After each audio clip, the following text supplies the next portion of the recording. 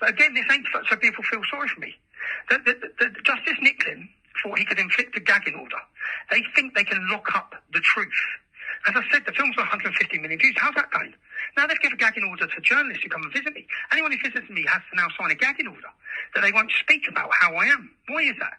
Probably because they know full well that there's a downward spiral of solitary confinement. That's what's going to happen. They know what's going to happen. They have their experts, their mental health teams, which I've asked myself. So they know full well the consequences of isolating someone for 9 months. Will it break me? That's it. When you understand why they're doing it, it is to break me. That's the intention of it. It won't break me.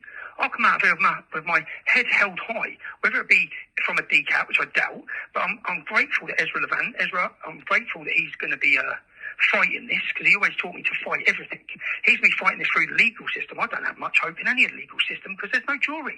I've never had a jury. I face a terrorism case on the 20th of March.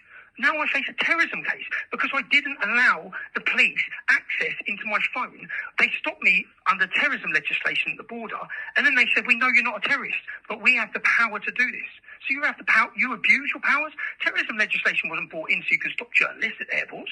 Why do they want to get into my phone? Because my next episode and my next documentary, everyone's talking about Muslim grooming gangs today. Everyone.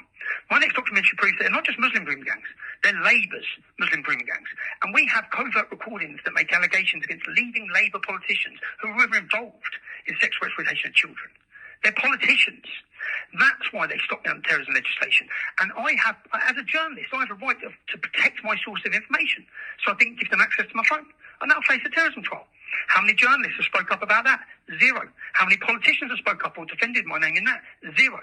We have to rely on leading figures from around the world. I think today, Dutch politicians, Danish politicians, Polish politicians, Australian politicians, American politicians are speaking up. Where are the British politicians?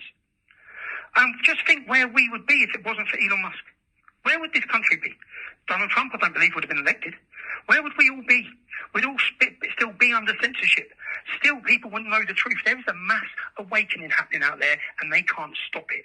So long as there's free speech. Free speech is the most important thing. Free speech is the hill I will die on. I played this film. I made that film available to the public. Not because they were gagging me, because they were gagging you. They're silencing you. They don't want you to see the truth. That's what this has been about. It's not about me. It's not about people like me. It's about the wider public not knowing what's going on. It's why Jess Phillips doesn't want a groom gang scandal. It's why all of them have acted day in, day out to cover this mess up, because the mess highlights their failures, government failures, open border immigration failures, their failure to tackle these problems. And instead they crush us. How's that working? Have you silenced us? How many views is the film on? How many people are listening now? Has it worked? It's not going to work. You can't lock up the truth.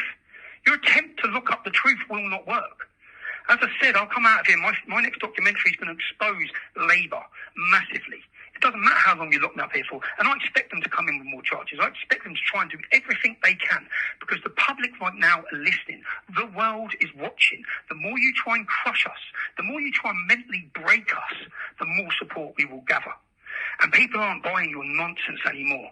And this, again, I don't want people to be feeling sorry for me. I just want to point out their injustice, their lies. It doesn't have to be, my sentence doesn't have to be lies. I shouldn't even be in jail. I shouldn't be in jail. But I was willing to come to jail to put them on trial. I said that in the build-up. I'm not on trial here. The judiciary is. And right now the world, I'm